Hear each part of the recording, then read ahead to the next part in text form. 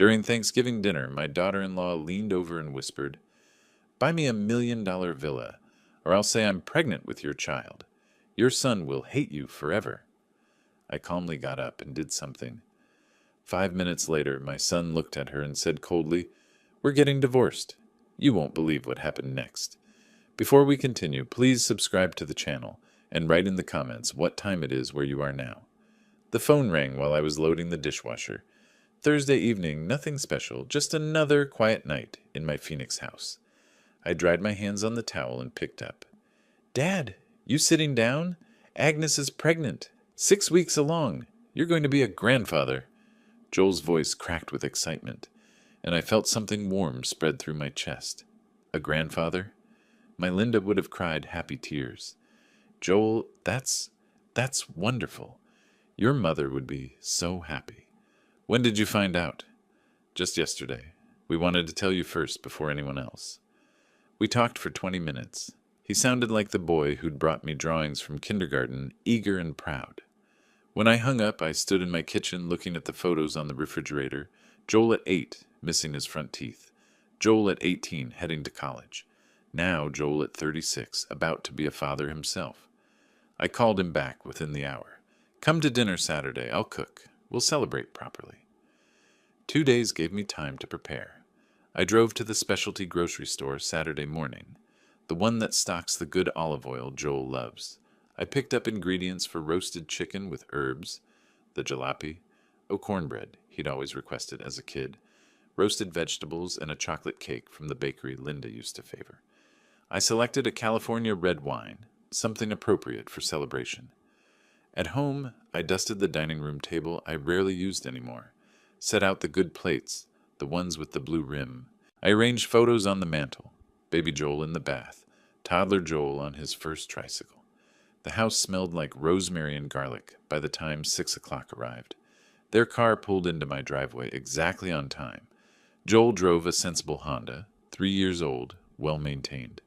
They climbed out together, Agnes in a flowing dress that didn't yet show anything, Joel in slacks and a button-down shirt. He hugged me hard at the door. "Thanks for this, Dad. It means everything." Agnes kissed my cheek, her perfume expensive and strong. "Neil, you didn't have to go to all this trouble." "Nonsense.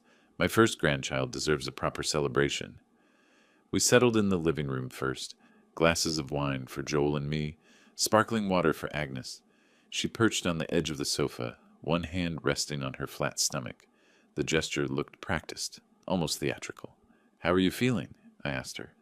"Oh, you know, tired, emotional. Everything smells different now." Joel reached over and squeezed her hand. He looked tired too, shadows under his eyes I hadn't noticed before. Dinner started well enough. I brought out the chicken, golden and fragrant, surrounded by roasted carrots and potatoes. Joel praised it immediately, loading his plate. Agnes wrinkled her nose. "Neil, this chicken smells so strong. Could you open a window?" She pushed her plate slightly away, the chicken untouched. "Of course. I thought it was your favorite." I opened the kitchen window, letting in the November evening air. When I returned, Agnes had pulled jalapeno, cornbread, toward her and was cutting herself a large slice. "Oh, I'm craving spicy things constantly. That's pregnancy for you." She ate 3 pieces, each bite enthusiastic. Then she poured herself coffee from the carafe I'd prepared. "Decaf?" she asked. "Regular, actually. I can make decaf." "No, this is fine. My doctor says a little caffeine won't hurt." She drank 2 cups while we ate. I'm not a medical professional, but I'd read enough to know pregnant women typically avoided caffeine and spicy foods when they were nauseous, and they were supposed to be nauseous. "Have you had morning sickness?" I asked, keeping my tone casual. Agnes dabbed her mouth with her napkin. "Not really. I'm one of the lucky ones, I guess. Just some food aversions." She loaded more cornbread onto her plate. During dessert, Agnes pulled out her phone. She swiped through photos, then turned the screen toward me. "Look at these nursery ideas. Aren't they beautiful?" I saw pastel walls, expensive-looking cribs, elaborate mobiles. Price tags were visible in some screenshots. $200 for a crib, $800 for a glider chair. "Very nice," I said carefully. She swiped again, showing me photos of their apartment. 2 bedrooms, modest but clean. She zoomed in on the second bedroom, currently set up as an office. It's barely 900 square feet. Where will the nursery go? Where will you stay when you visit your grandchild? Joel shifted in his chair. Agnes, we talked about this. We can make it work. Real grandfathers make sure their grandchildren have proper homes. The phrase landed awkwardly. I saw Joel touch her arm gently, a warning gesture she ignored. Well, babies don't need much space initially. You have time to figure things out. Agnes's smile tightened. Time? Children from good families grow up in houses, Neil, with yards. Don't you want the best for your grandchild? Of course I do. But I'm sure you two will make whatever space you have wonderful. We've been looking at places in Scottsdale. 3 bedrooms, proper yards, good school districts. She swiped through real estate listings now, showing me houses with price tags between $600,000 and $800,000. Joel stared at his cake, fork motionless. Those are beautiful homes, I said, but that's a significant investment. Family takes care of family, right? She said it lightly, but her eyes stayed fixed on mine. I'd seen that look before in my firefighting days, when someone was trying to convince me a situation wasn't as dangerous as I knew it was. Of course, family helps family, within reason. Agnes set her phone down with a deliberate click. Reasonable. Right. The conversation shifted to safer topics after that. Joel's work at the dealership, my retirement routines. But Agnes had become quieter, her hand moving to her stomach periodically in that rehearsed gesture. Joel kept glancing between us, anxious. When Agnes excused herself to use the bathroom, Joel leaned toward me. Sorry about the house talk, Dad. Hormones have her all over the place. She doesn't mean to be pushy. It's natural to worry about space. But Joel, are you two doing okay financially? He hesitated, twisting his wedding ring. We're managing. Don't worry about us. If you need help, reasonable help, you know I'm here. I know, Dad. Thanks. Agnes returned, and they gathered their things to leave. At the door, she hugged me, pressing close for a moment. Thank you for dinner. We're so lucky to have you. Family takes care of family, right? We're counting on you. Her voice was warm, but I felt the expectation underneath it, heavy and insistent. Of course. Let me know if you need anything reasonable. She pulled back, and that smile appeared again, tight at the edges. Reasonable. Right. I watched them walk to their car. Joel's shoulders were hunched, hands in his pockets. Agnes walked ahead of him, her posture straight, confident. They drove away, and I stood at my closed front door with my hand still on the doorknob. Their taillights disappeared down my street. My phone sat on the hall table, silent but somehow ominous. I didn't know then that soon would mean the very next morning. The next morning, my phone rang before I'd finished my first cup of coffee. I was standing at my kitchen counter, watching a cardinal at the feeder outside my window, when Agnes's name appeared on the screen. Neil, good morning. I hope I'm not calling too early. I need to ask you something about the baby. Of course, Agnes. What do you need? My doctor prescribed these special prenatal vitamins.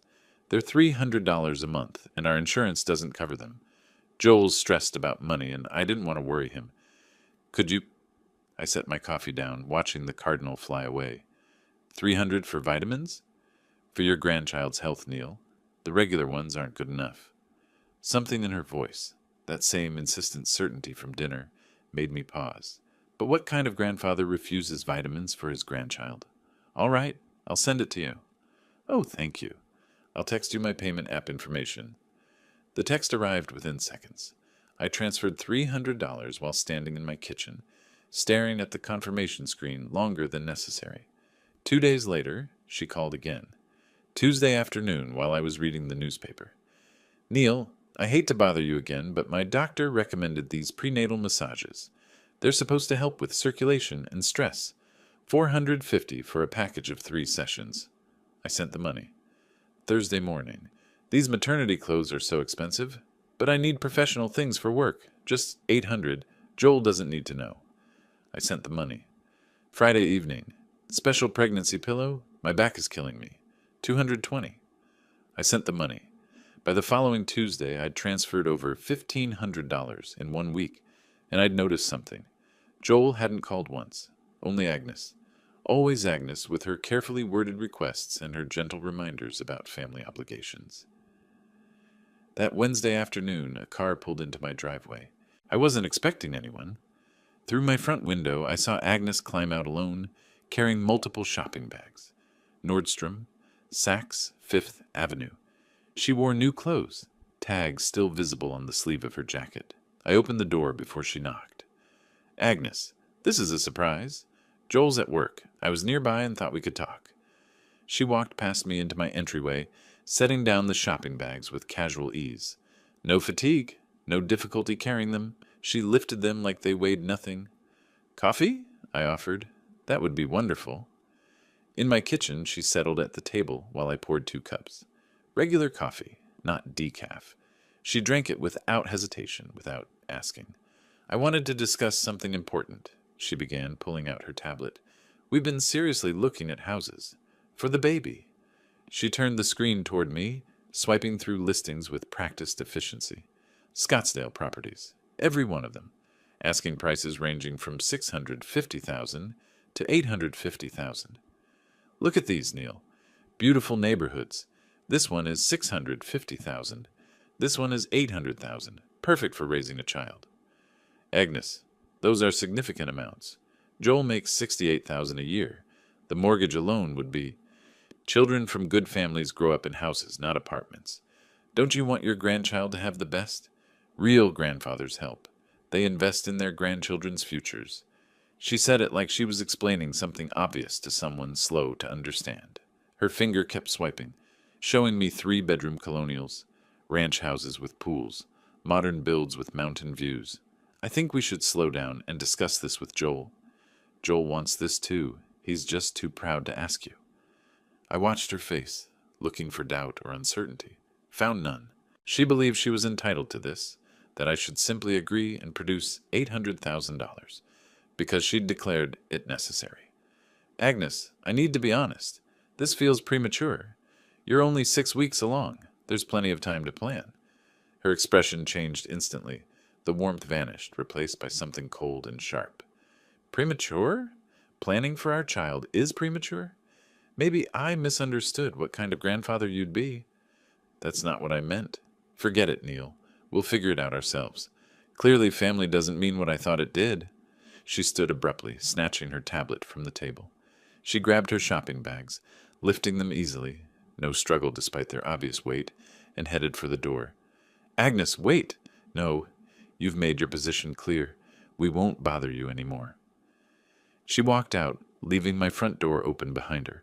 I heard her car start, watched her reverse out of my driveway too fast. 20 minutes of silence followed. I sat in my living room, trying to process what had just happened. Then another car arrived, Joel's Honda.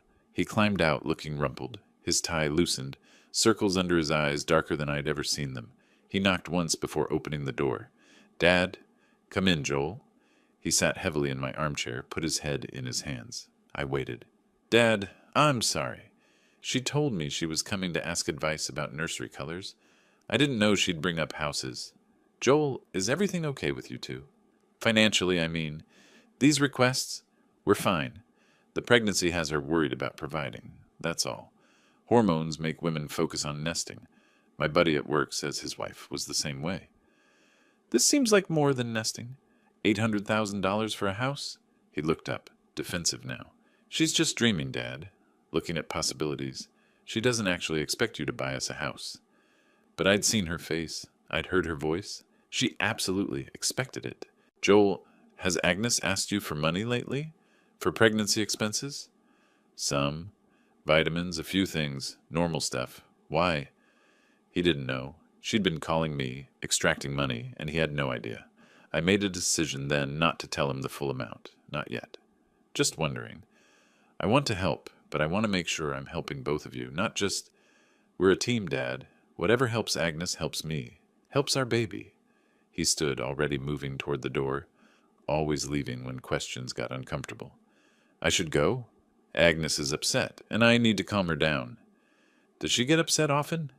He paused, hand on the doorknob, and I saw something flicker across his face. Exhaustion, maybe something else.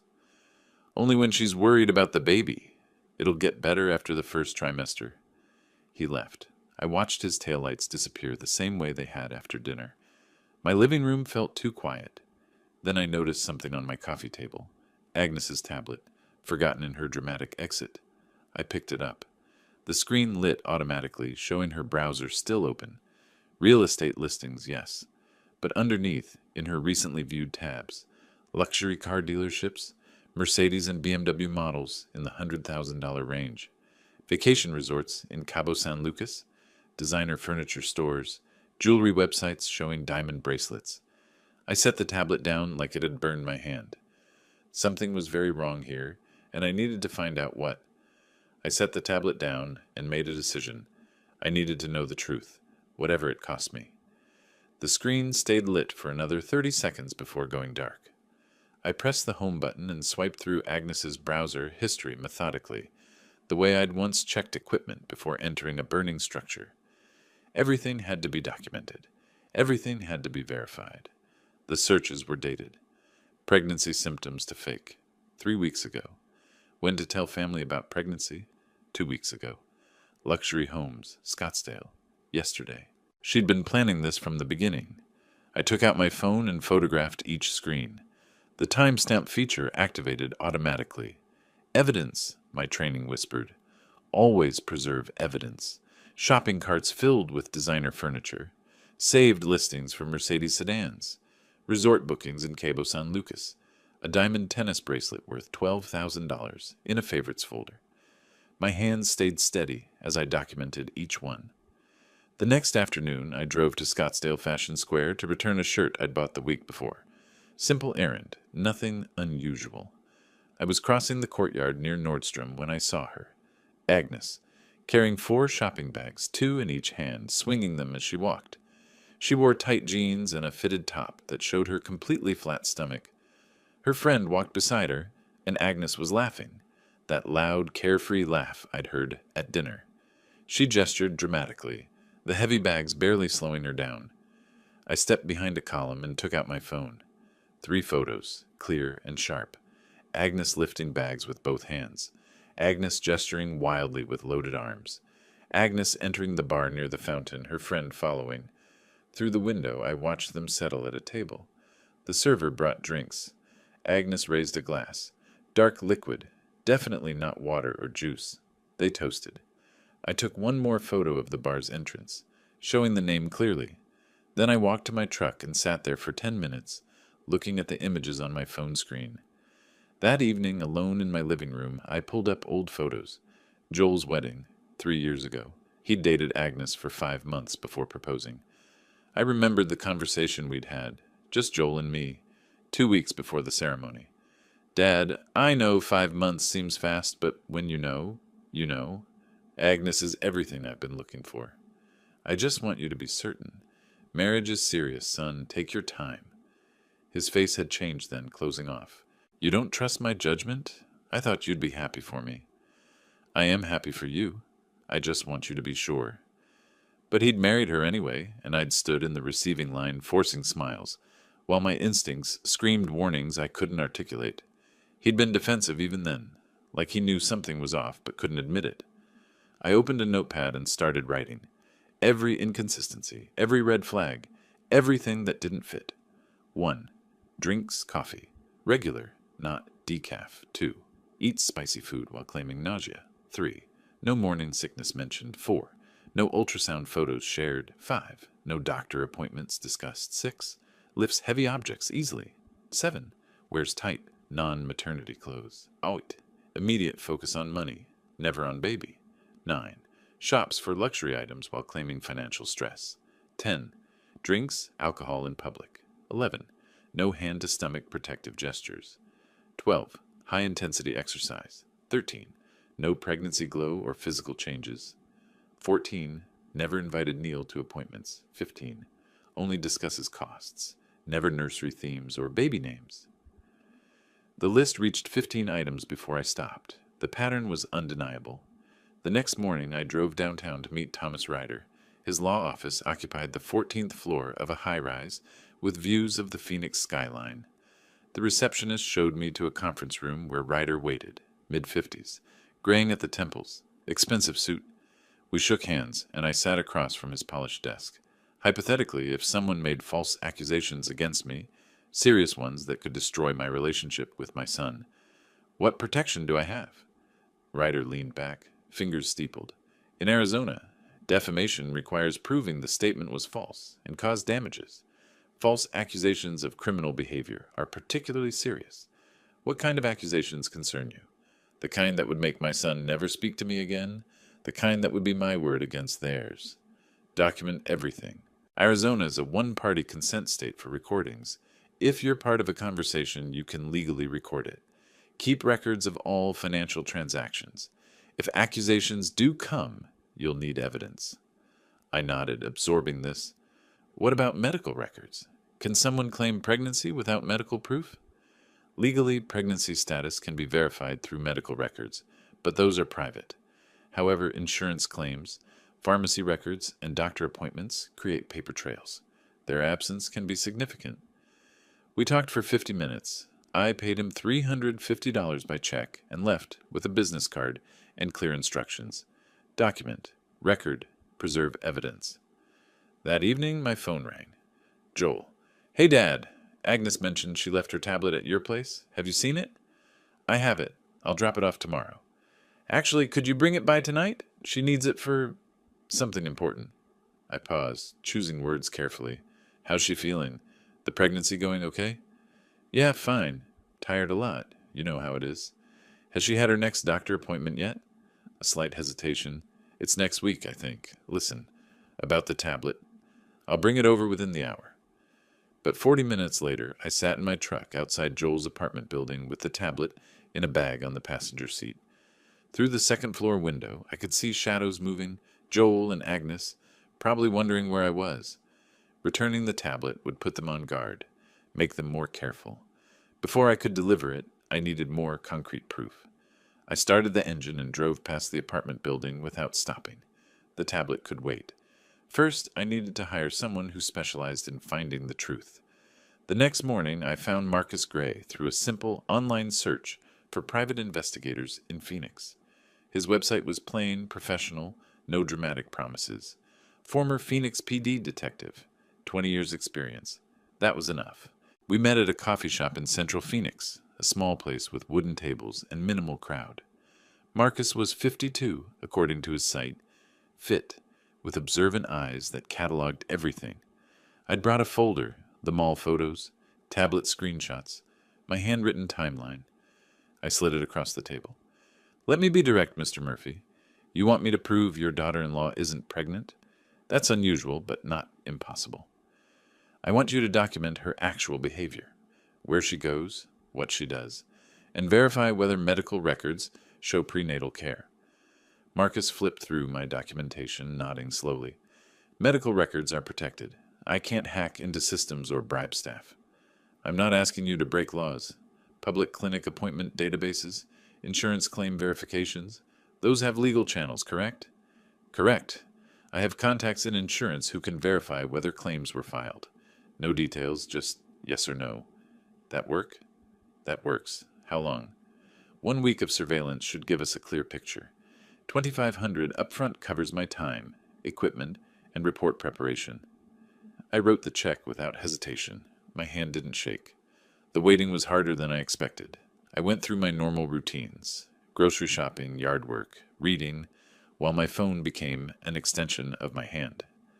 Marcus sent updates as text messages with attachments. Day 1.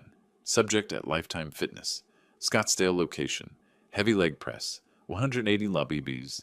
Running 6 miles on treadmill. No physical restrictions evident. Photos attached. I opened the images. Agnes in workout gear, her stomach flat and toned in fitted athletic wear.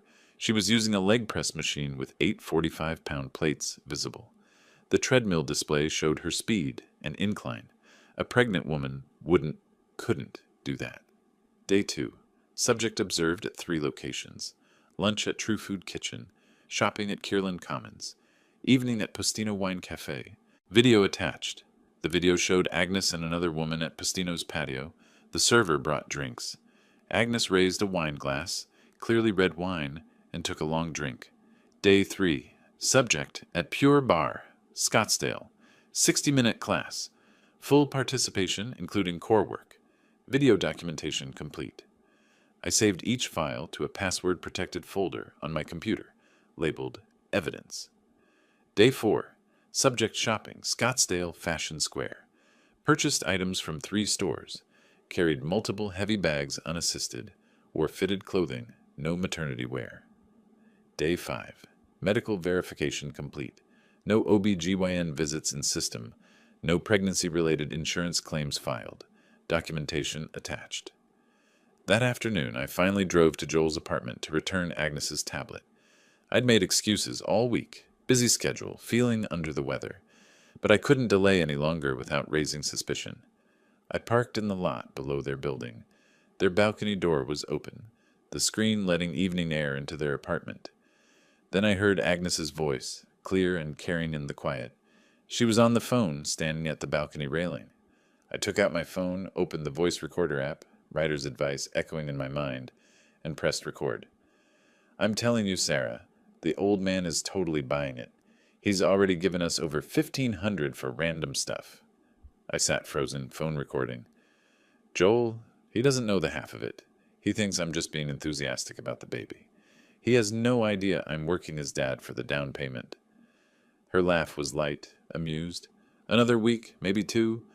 I'll push harder at Thanksgiving. Family guilt works wonders. By Christmas, we'll have the house commitment. More laughter.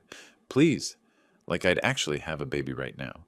This body took too much work to ruin with pregnancy, but Neil doesn't need to know that until after we get what we need. I stopped the recording. 3 minutes, 12 seconds. Every word documented. I set the tablet on their doorstep, knocked once, and walked away before anyone answered. That evening, Marcus delivered everything to my house. 43 photographs, 12 video clips, medical verification from 3 sources, insurance confirmation, timeline documentation. He spread it across my kitchen table. Everything's documented here. This is comprehensive. Will this hold up if needed legally? Every photo is time-stamped and geotagged. Video has metadata. Medical verification came through official channels. Insurance confirmation is from a licensed agent. Yes, it'll hold up. And the timeline you created? 5 days of documented behavior inconsistent with pregnancy. Intense exercise. Alcohol consumption. No medical care, no physical symptoms. Combined with the absence of any medical paper trail, the conclusion is clear. Thank you, Marcus. This is exactly what I needed. After he left, I sat alone reviewing everything. Photos in one pile, medical documentation in another, timeline in the center. I added my recording of Agnes's phone conversation. The audio file played on my computer, her voice clear and unmistakable, like I'd actually have a baby right now. 35 years as a firefighter taught me one critical lesson. Emotion gets people killed. You assess the situation, you make a plan, you execute with precision. This was no different. Agnes had made a miscalculation. She thought I was a soft target, an old man too desperate for a grandchild to question anything. She was wrong. I placed everything in my safe, spinning the combination lock until it clicked. Thanksgiving was in 10 days. Agnes had mentioned twice that she expected me to host. Family tradition, she'd called it. I'd agreed. Perfect. I picked up my phone and texted Agnes, "Looking forward to Thanksgiving dinner. I have something special planned." Her response came within seconds, a smiley face emoji and "can't wait." She had no idea how special it would be. The 10 days before Thanksgiving passed in careful preparation. I cooked, I cleaned, and I rehearsed. The digital recorder sat on my kitchen counter, small and unassuming. I tested it 3 times to ensure the battery would last through an entire evening. Everything had to be perfect.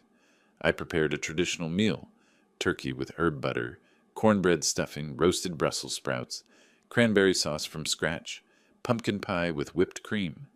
I set the dining table with Linda's good china, the pieces with the delicate blue flowers she'd loved. The evidence folder waited in my study, organized chronologically. Thanksgiving arrived clear and warm.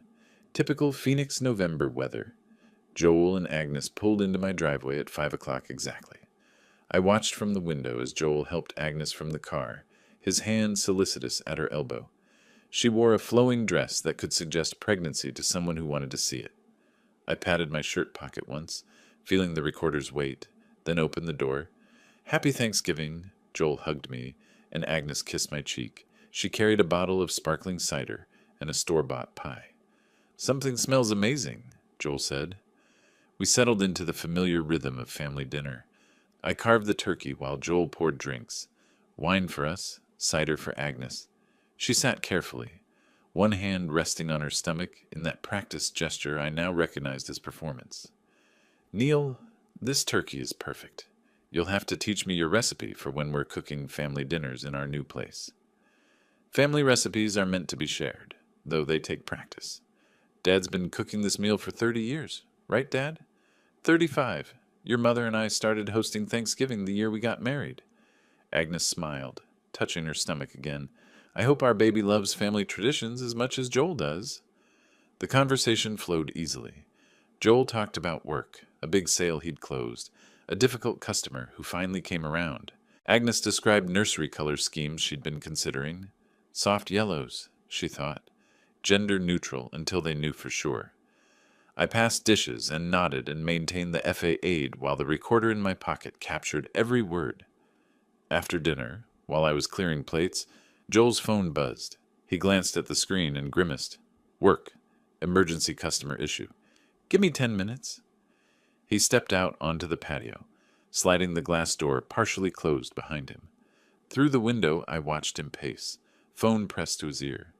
Agnes helped me carry dishes to the kitchen, or pretended to help. She set down her load immediately and checked over her shoulder. Joel was still outside, gesturing as he talked. She turned to me, the warmth drained from her face like water from a tub. What remained was cold and sharp. "Listen carefully, Neil." Her voice dropped to a whisper, but clear, direct. The recorder would catch every syllable. "You're going to buy me a villa in Scottsdale. $1 million. You'll take a loan against this house. The paperwork will be ready by next week." I continued wiping a dish, my movements steady. "And if I refuse? Then I'll tell Joel and everyone else that you've been forcing yourself on me for months, that you cornered me, touched me, made disgusting suggestions. I'll say the baby might be yours. Your son will hate you forever. Your reputation will be destroyed. You'll die alone and despised." She stepped closer, her eyes locked on mine. "It's your word against mine. Who do you think Joel will believe? His father or his pregnant wife? Choose carefully, old man." I set down the dish, reached into my pocket slowly. My hand closed around the recorder. "Agnes, did you know Arizona is a one-party consent state for recordings?" "What?" I held up the device, its red light visible. "It means if I'm part of a conversation, I can legally record it. I'm that one party. And this has been recording since before you arrived tonight." Her face paled, actually drained of color, like blood retreating. "You're bluffing. Let me play it back for you." I pressed rewind, then play. Her voice emerged clear and damning. "You're going to buy me a villa in Scottsdale. $1 million. I stopped it. "Would you like to hear the rest? The part where you threatened to falsely accuse me of assault?" She backed away, shaking her head. "You can't. That's not... Joel won't believe." "Let's ask him. But first, let me show you something else." I walked to my study, Agnes following at a distance. The folder sat exactly where I'd left it.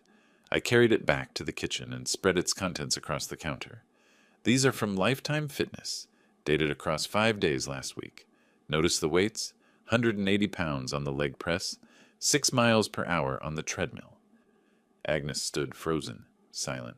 "This is from Pastino Wine Cafe. That's you drinking alcohol. This video is time-stamped." I laid out another document. "This is medical verification from 3 Phoenix clinics. No OB/GYN appointments. None. This is insurance confirmation.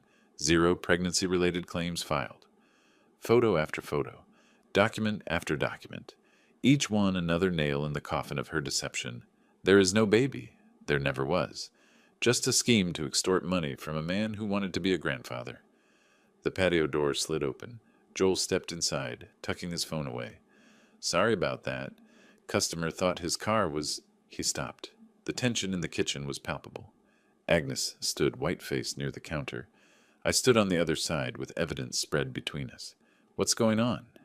"Son, sit down. I need you to hear something." Joel's eyes moved from me to Agnes and back. He sat slowly at the kitchen table. I played the recording, all of it. Agnes's threat, clear and undeniable. Joel's face transformed as he listened, confusion melting into horror, horror hardening into something cold and final. When it ended, silence filled the kitchen. Agnes, tell me this is fake. Tell me he manufactured this somehow. She opened her mouth, closed it, opened it again. Joel, he's been harassing me for weeks. I was defending myself. Joel stood and picked up one of the gym photos. Are you pregnant? Yes or no? His voice was flat, empty. It's complicated. Yes or no. The silence stretched for 10 seconds. 15, 20. No. Joel set the photo down carefully. He pulled his car keys from his pocket. We're getting divorced. Agnes stood frozen, evidence scattered before her. Joel moved toward the door without looking back. He paused with his hand on the knob. Don't come home tonight. Find somewhere else to stay. The door closed behind him. Agnes whirled toward me, and for the first time I saw genuine fear beneath her rage. Her mouth opened, searching for words that might undo what had just happened. She found none. But I knew this wasn't over. People like Agnes don't surrender quietly. Agnes left my house 20 minutes after Joel. She didn't say another word, just gathered her purse and coat with shaking hands. But as she reached the door, she turned back with a look I recognized from 3 decades of firefighting. The look of someone who's decided to fight fire with fire. I locked the door behind her and waited for the blowback. It came faster than expected. At 10:15, my phone rang. Mark, Joel's cousin from Tucson. Neil, what did you do to Agnes? She just called me sobbing. She says you've been harassing her, that you recorded her without consent, that you're trying to turn Joel against her. I walked to my living room window, looking out at the empty street. Mark, I need you to come to Phoenix and see some documentation before you make judgments. She said you'd have fake evidence. She said you've been planning this because you never liked her. Did she tell you she's not actually pregnant? Did she tell you she threatened to accuse me of assaulting her unless I bought her $1 million house? Silence on the line. Then, that sounds insane, Neil. Why would she do that? Come see the evidence. Bring Patricia. I have video, photos, medical records, a private investigator's report, and a recording of her threatening me, all legally obtained. Mark promised to think about it. 3 more calls followed. Aunt Patricia, Joel's second cousin from Mesa, a family friend I'd known for 15 years. Agnes was working fast, spreading her version before Joel could counter with truth. I answered each call the same way.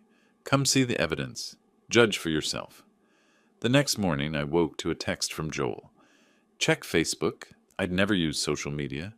Creating an account took 15 minutes of frustration with passwords and profile setup.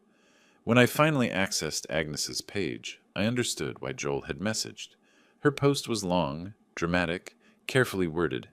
When you stand up for yourself against toxic family members who weaponize lies against innocent women, you learn who your real friends are. Powerful men think they can silence victims with manufactured evidence and manipulation, but truth always comes out. To everyone supporting me through this nightmare, thank you. Your love means everything. No names, no specific accusations, just enough to seem like a victim's cry while avoiding legal liability. Dozens of comments followed, strangers offering sympathy and support. Several mutual acquaintances tagged Joel, asking if he was okay if Agnes needed help. I wanted to respond. To post the evidence publicly, let everyone see the truth. But Thomas Ryder's words echoed, never engage in public. Let your evidence speak in official channels. I closed the app and called Joel. 2 days after Thanksgiving, Joel showed up at my door with a duffel bag and circles under his eyes. She changed the locks, Dad. My own apartment. I had to talk to the landlord, who says legally I have to give her 30 days' notice even though she's not on the lease. We sat at my kitchen table, the same table where evidence had been spread just days before. Can you afford a hotel for 30 days? Not really. Between the deposits on the apartment and the money I've been spending on her pregnancy items? Stay here. We'll figure this out together. Joel's hands wrapped around his coffee mug. I feel like an idiot. How did I not see it? The signs were all there. Love makes us want to believe the best in people. That's not stupidity. That's being human. 4 days after Thanksgiving, Joel received a letter from an attorney. Not a good attorney. The letterhead was cheap. The office address was in a strip mall. But it was legal correspondence demanding attention. The attorney threatened to sue Joel for emotional distress, defamation of character, and unlawful recording. The letter demanded $25,000 to settle this matter quietly and avoid protracted litigation. Joel brought it to me, hands shaking. Can she do this? Will we have to pay? We're seeing Ryder tomorrow. Don't panic. Thomas Ryder's office felt solid and reassuring after the flimsy threat letter.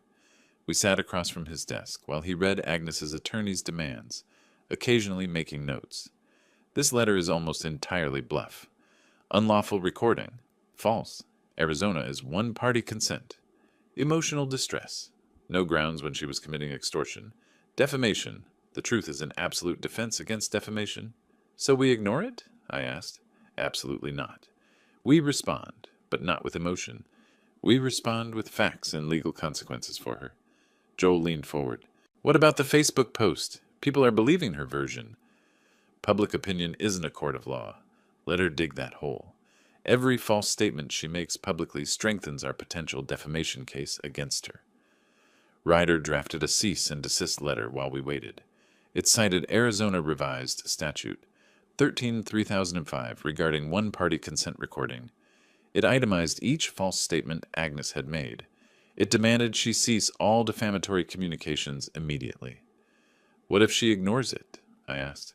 Then we have documented proof we warned her, which strengthens any future lawsuit. But most people, when faced with specific statutes and threat of legal action, back down, especially when they know they're lying. What about the divorce? How long will that take? Arizona requires 60 days minimum between filing and finalization. Given there are no children, minimal shared assets, and documented fraud, it should be straightforward. I can file the papers next week. Ryder's paralegal prepared the certified mail envelope.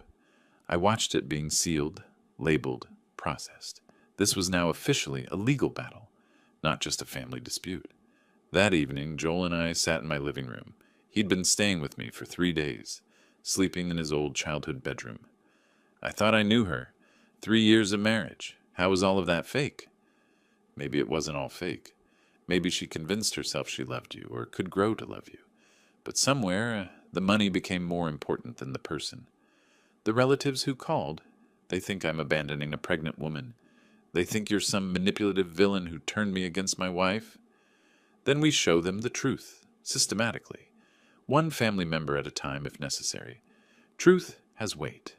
Lies eventually collapse under their own inconsistencies. Joel looked at me, exhausted but steadier than he'd been days before. When did you become so calm about all this? I'm not calm. I'm controlled. There's a difference. I learned it putting out fires. Panic spreads faster than flames. Control saves lives. The certified mail receipt arrived 3 days later. Green card signed and dated. Signed for by Agnes Murphy. I held it in my kitchen, knowing Agnes had now read Ryder's letter with its specific legal statutes and consequences. She knew the recording was legal. She knew the evidence was real. She knew continuing to spread lies would result in her being sued. My phone rang. Mark, Joel's cousin. Neil, I got your message about coming to see the evidence. Patricia and I can drive up tomorrow. We need to see this for ourselves. The tide was beginning to turn. Mark and Patricia arrived at my house the next afternoon. I'd prepared the dining room like a courtroom, evidence folders organized chronologically, the digital recorder charged and ready, Marcus Gray's full report bound and tabbed. Joel sat beside me as I walked them through everything piece by piece. I started with the surveillance photos. Mark picked up the gym images, as studying Agnes on the leg press, weight plates clearly visible. 180 pounds, I said. 6 miles per hour on the treadmill. 4 days after claiming to be pregnant. Patricia read the medical verification letter, her hand covering her mouth. No OB/GYN appointments anywhere in the Phoenix area. No insurance claims filed for prenatal care. Then I played the recording. Agnes's voice filled my dining room, clear and damning. You're going to buy me a villa in Scottsdale. $1 million. When it finished, silence hung heavy. Neil, I'm so sorry. Patricia's voice cracked. When Agnes called crying, I assumed she was the victim. She's very convincing. She convinced Joel for 3 years. Mark shook his head slowly, still holding the photos. This recording, she actually threatened to accuse you of assaulting her? Her own father-in-law? For $1 million house. People do terrible things for money. Patricia reached for her phone. I need to call the others. Linda, Stephen, your Uncle Robert. They all heard Agnes's version. They need to know the truth. Will they believe it? Joel asked quietly. Even with evidence? They'll believe it, Mark said. This isn't he said, she said. This is documented fact versus demonstrated lies. Within 2 days, the family narrative shifted decisively. Patricia called 6 relatives. Mark called 4 more. Each conversation started with, "You need to see what Neil has," and ended with apologies to me and Joel. 3 days after that meeting, Thomas Ryder filed Joel's divorce petition at Maricopa County Superior Court. We sat in his office while his paralegal assembled the documents. Arizona is community property, which typically means 50-50 division of marital assets.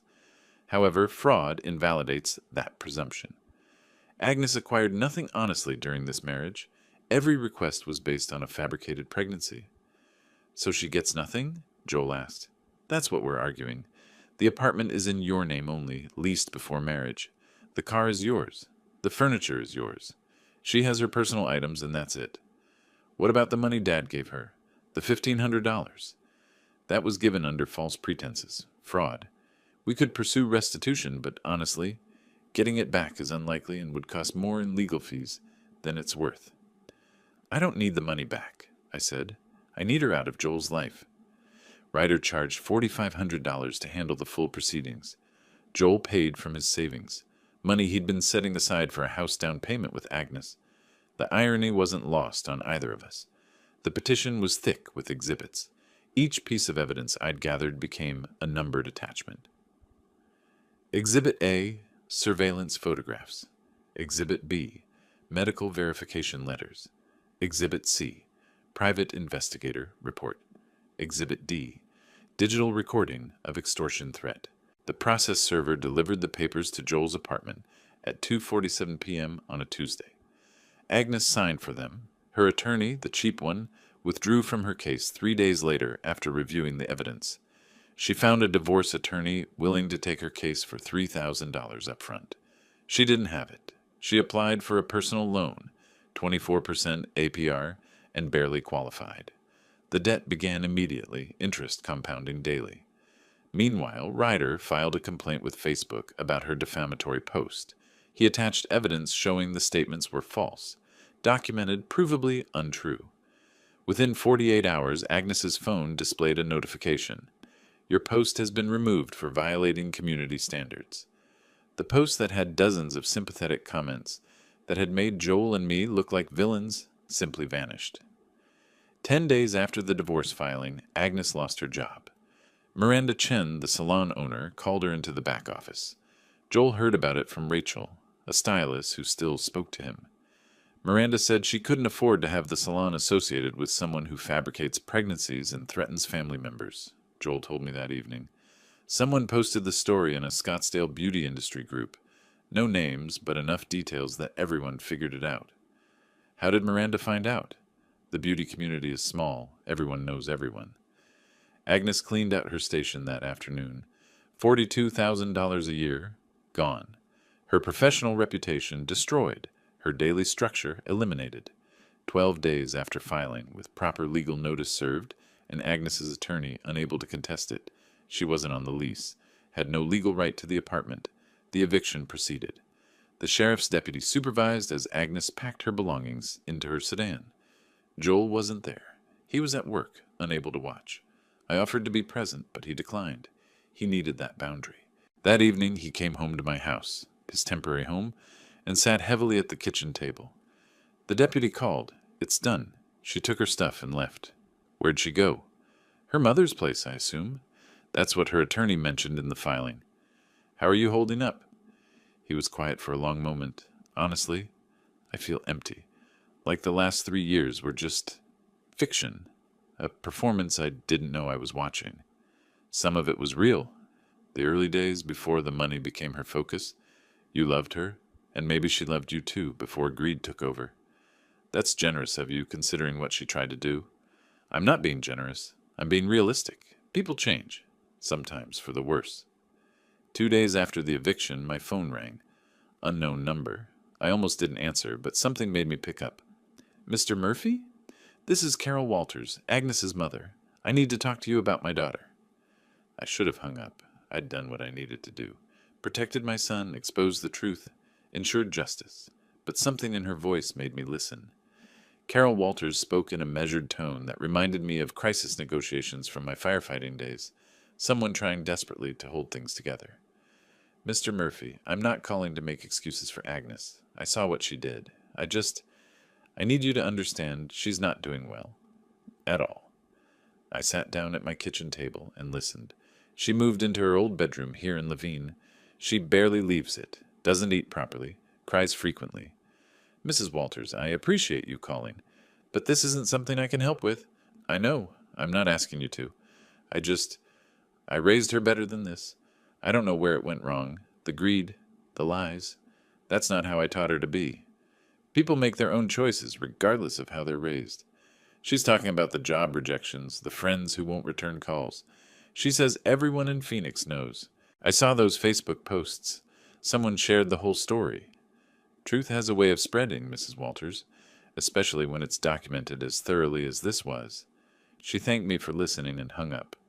I sat there for a minute, staring at my phone. That evening I told Joel about the call. His first instinct was concern. Then he caught himself.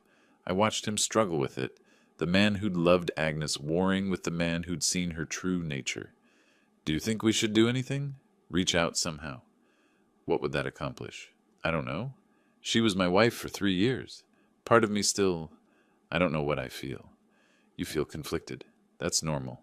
The woman you married and the woman who threatened your father are hard to reconcile because they seem like different people. Maybe they are different people. Maybe I never really knew her.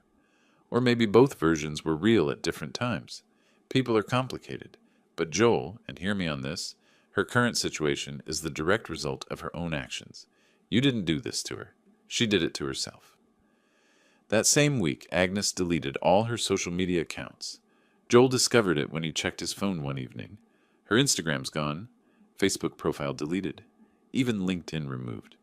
He showed me the anonymous posts in local groups, Phoenix area community and Scottsdale moms. Someone, likely a distant relative Agnes had alienated, shared the full story. No names, but enough details that her friends recognized it immediately. The posts were viral within the community. Former friends unfollowed, blocked, distanced themselves. No one wanted to be associated with someone who'd faked pregnancy for money. Over the following 2 weeks, Agnes applied to 23 positions, administrative roles, retail, restaurants. Every employer Googled her name during the hiring process. Rachel texted me, Joel said one evening. Said Agnes applied at 3 other salons and got rejected from all of them. The owners all heard about what happened. The beauty industry in Scottsdale is tight-knit. Rachel said one owner told Agnes straight out, I Googled you. I can't have someone with your reputation representing my business. That's harsh, but understandable from a business perspective. Is it wrong that I don't feel bad about it? No. She tried to destroy your relationship with me, tried to extort $1 million, and was willing to falsely accuse me of assault. Feeling neutral about her job, troubles doesn't make you a bad person. It makes you human. Meanwhile, Joel and I fell into a routine. We cooked dinner together most nights, watched football on Sundays, talked about everything. The marriage, the warning signs he'd missed, how I'd always sensed something off. One evening, preparing my chili recipe, the one Joel's mother used to make, he brought it up again. I should have listened to you 3 years ago, when you said we were rushing into marriage. Joel, we're not doing this again. You've apologized enough. But you were right. 5 months wasn't enough time to really know someone. Maybe. Or maybe she changed after marriage. People sometimes do. Listen, you made a mistake. We all make mistakes. The difference is you corrected course when you saw the truth. That takes strength. It doesn't feel like strength. It feels like failure. Then let me tell you what I see. A man who loved deeply, trusted completely, and when betrayed, had the courage to walk away. That's not failure. That's integrity. 4 weeks after filing, we met with Ryder to finalize the divorce papers. This is the property settlement agreement. Agnes receives no marital assets. She's responsible for her own debts, including the personal loan and attorney fees. You keep the apartment, your car, your savings. Any questions? She actually agreed to this? Joel asked. Her attorney advised her she had no choice. Fighting would only cost her more money she doesn't have and delay the inevitable. She signed yesterday, so it's really over. 60-day waiting period ends January 15th. After that, legally, yes, it's over. The judge will issue the final decree and you'll be officially divorced. And she can't come back later claiming we coerced her or something. Not with the evidence we have. This settlement is ironclad. She committed fraud. We documented it. She faced the consequences. Joel signed each page slowly. The pen scratched across signature lines. Every page represented the end of his marriage. Property division, debt responsibility, permanent separation. By mid-December, Joel was healing. Not healed, but healing. He smiled more, slept better, stopped apologizing for trusting his wife. 3 days before Christmas, he announced he'd found a new apartment. 1 bedroom in Tempe, closer to work, a fresh start. I helped him move on a Saturday morning. We carried boxes up the stairs, set up his furniture, hung pictures on bare walls. The apartment was small but bright, with a view of Tempe Town Lake from the balcony. As we set down the last box, Joel's phone buzzed. He looked at the screen and his face paled. What is it? It's from Agnes's attorney. She wants to meet with me, in person. She says she has something important to tell me. Joel stared at his phone for a long moment, then handed it to me. The text from Agnes's attorney was brief. Client requests in-person meeting with Joel Murphy. She has a settlement proposal. Can meet at neutral location tomorrow. I set the phone down on Joel's new kitchen counter. This is your decision. But hear what Ryder has to say first. We met at Ryder's office the next morning. He slid a document across his desk, Agnes's formal settlement proposal. She wants $15,000. In exchange, she'll sign the divorce decree without contest and cease all defamatory statements. Joel picked up the paper, reading it twice. $15,000. That's less than I expected her to ask for. It's still extortion, just smaller. Ryder leaned back in his chair.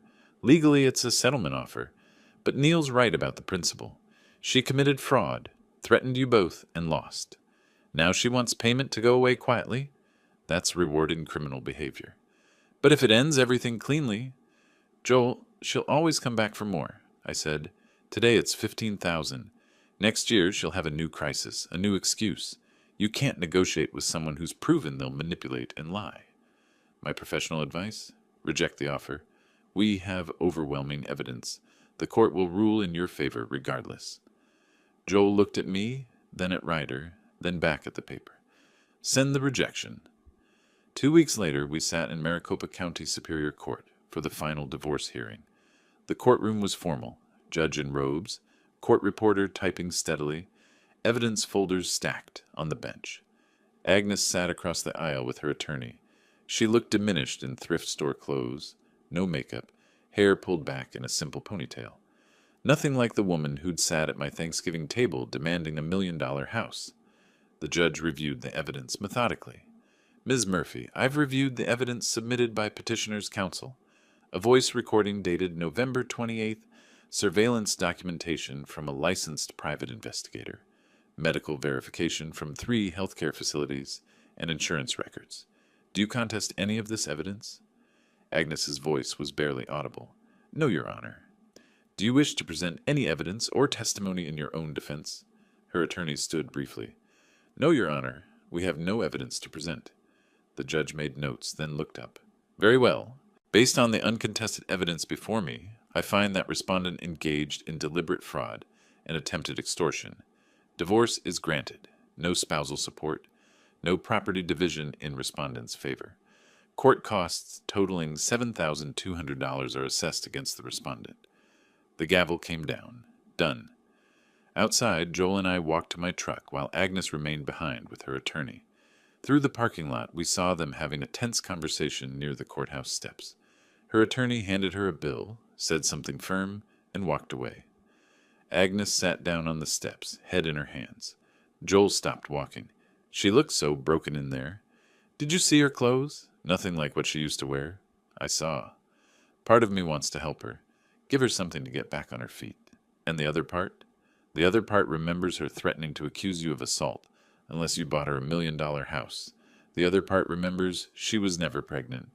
The other part knows she would have destroyed our relationship without a second thought. Listen to that part. Compassion is admirable, but protecting yourself from someone who's proven dangerous isn't cruelty. It's wisdom. We drove away. 3 days later, I was in my garage organizing tools when I heard a car pull into my driveway. Not Joel's truck, something older, unfamiliar. I walked out to find Agnes standing beside a borrowed sedan. She looked exhausted, worn down in a way that went beyond clothes or makeup. She was crying before she spoke. I know you have no reason to listen, but I need to say this. I was never pregnant. I lied. I wanted money, a house, a life I saw other people living online. I was jealous, greedy, and stupid. I crossed my arms, listening. I destroyed everything, my job, my friends, my marriage. Joel was good to me, and I threw it away. You wanted to be a grandfather, and I exploited that. I'm so sorry. Is that all? I want to apologize to Joel. Properly. Face to face. Please, I'm asking for just that. A chance to say goodbye with some dignity. That's not my decision to make. If Joel wants to see you, he'll reach out. I won't arrange it. Please, I'm begging you. Agnes, stop. I've heard your apology. I appreciate that you've acknowledged what you did. But an apology doesn't undo the damage or rebuild trust. She wiped her eyes, mascara free and red. You need professional help. A therapist, a counselor, someone who can help you understand why you made these choices. This level of manipulation doesn't come from nowhere. I can't afford therapy. I can barely afford rent. Then find a community health center. They work on sliding scales. But Agnes, you need to do the work. Real work. Not another scheme. Not another shortcut. Honest self-reflection and change. Do you forgive me? Forgiveness isn't mine to give for what you did to Joel. For what you tried to do to me. I don't wish you harm, but I also won't forget. Trust, once broken this completely, doesn't repair. You'll have to live with that. She cried harder. I understand. I hope you find a way forward, but it won't be with this family. Goodbye, Agnes. She drove away. I watched until her car disappeared down the street, then returned to my garage and picked up my wrench. Joel's truck pulled up 20 minutes later. He'd been at work, but came by to drop off some tools he'd borrowed. He saw something in my expression. What happened? I took a breath. Agnes was here. She apologized. Joel went completely still. And I told her goodbye. It's over, Joel. Really over. For the first time in months, Joel's shoulders relaxed completely. Joel sat on my porch steps, processing what I'd told him about Agnes's visit. She actually admitted everything? I nodded. Every lie, every manipulation. She asked to see you, to apologize in person. I told her that was your choice, not mine. Joel was quiet for a long moment. I don't want to see her. I don't need her apology. I just need to move forward. That's when I knew he'd truly healed. The 60-day waiting period expired in mid-January. The final divorce decree arrived in Joel's mail. Official, stamped, permanent. Joel Murphy and Agnes Walters were officially divorced. She'd legally reverted to her maiden name. Joel texted me a photo of the decree with the caption, "It's official." I sent back a single thumbs-up emoji. Agnes disappeared completely after that. No contact, no sightings, no social media presence. She was simply gone from our lives. 6 weeks after the divorce finalized, Joel called me from his dealership parking lot. "Dad, guess what? They promoted me to senior sales manager, $82,000 a year." "Joel, that's fantastic. When did they tell you?" "Just now. Sanders called me into his office, said my numbers have been outstanding, said I've shown real leadership during difficult personal circumstances. He doesn't know the half of what difficult circumstances meant. You earned this. Your work ethic earned this. I'm proud of you." "Thanks, Dad. I couldn't have gotten through any of this without you. You know that, right? We got through it together. That's what family does." The following week, Joel moved into a better apartment, a spacious one-bedroom in Tempe, much closer to my house. Only 15 minutes away instead of 30. I helped him move in, carrying boxes up the stairs, assembling furniture together. We argued good-naturedly about IKEA instruction diagrams. This shelf doesn't look right. Did we put it in backwards? I checked the instructions. Yep, the bracket's facing the wrong way. Joel laughed. Figures. Want to take it apart and redo it? That's what you do when something's wrong. You don't leave it broken, you fix it properly, even if it takes more time. Joel paused, understanding the metaphor. Yeah, you do. We established a Sunday routine over the following months. Joel came to my house and we cooked dinner together while watching football. Sometimes steak, sometimes the chili recipe his mother used to make. We talked about work, life, the future, but rarely about Agnes anymore. She'd become history, not a current presence. One Sunday in late July, Joel set down his knife and looked at me. You know what I realized? I haven't thought about Agnes in 3 days. That's the longest stretch since November. Time helps. Distance helps. Building new memories helps most. Do you think she's doing okay, wherever she is? I hope she's getting help and making better choices. But honestly, Joel, she's no longer our concern. We did what was necessary to protect ourselves. Her recovery is her own responsibility. I guess I still feel guilty sometimes, like I should have tried harder to fix things. You can't fix someone who's determined to break things. You can only protect yourself and move forward, which is exactly what you're doing. In late August, Joel volunteered at a community food bank event. There, he met Sarah Chen, a nurse at Phoenix Children's Hospital. She drove a 10-year-old Honda and talked passionately about her work with pediatric patients. They started dating slowly, carefully. Joel introduced her to me after 6 weeks of dating, much different from his 5-month rush with Agnes. She came to one of our Sunday dinners. She offered to help cook, asked me about my firefighting career with genuine interest, laughed at Joel's jokes without performing. After she left, Joel asked nervously, "So, what did you think of her?" "I think she's genuine. She asked real questions, listened to answers, didn't perform or pretend. We've only been dating 6 weeks. I'm taking it slow this time, learning from mistakes. 6 weeks is good. 6 months is better. A year is even better. There's no rush. She knows about Agnes. Not all the details, but she knows I'm divorced and it was complicated. She didn't push for more information than I wanted to share. That's a good sign. Someone who respects boundaries tends to have healthy ones themselves. I'm not looking to jump into anything serious, but it's nice to just enjoy someone's company without ulterior motives. That's exactly how it should be." I'd spent roughly $7,000 total on Marcus Gray's investigation, on Thomas Ryder's legal fees, on court costs and documentation. Some might say that's expensive for revenge, but it wasn't revenge. It was justice. It was protection. It was ensuring that truth prevailed over manipulation. Every penny was worth it. That Sunday in late August, as Joel and Sarah laughed over a collapsed attempt at homemade pasta, in my kitchen, I realized something. I'd spent months thinking I'd failed by not seeing Agnes's deception sooner. But that wasn't the lesson. The lesson was that I'd succeeded in the most important way. When I finally saw the truth, I acted decisively to protect what mattered. I'm not just a retired firefighter or a potential grandfather. I'm a guardian of my family. And that vigilance, that readiness to act when threats emerge, that's something I'll never retire from. Joel caught my eye across the kitchen and smiled. Sarah asked him a question about his childhood, and he launched into a story about the time we went camping in Sedona, and he was convinced a raccoon was a bear. Life moved forward. The scars remained, but they were healing scars now, evidence of survival rather than active wounds. Agnes had tried to destroy our family for money and status. She'd failed. We'd won not through cruelty or obsession, but through documentation, legal channels, and unwavering commitment to truth. That victory, quiet, legal, permanent, was sweeter than any revenge could have been. If you like this story, please like this video, subscribe to the channel, and share your impressions of this story in the comments. To listen to the next story, click on the box on the left. Thank you for watching.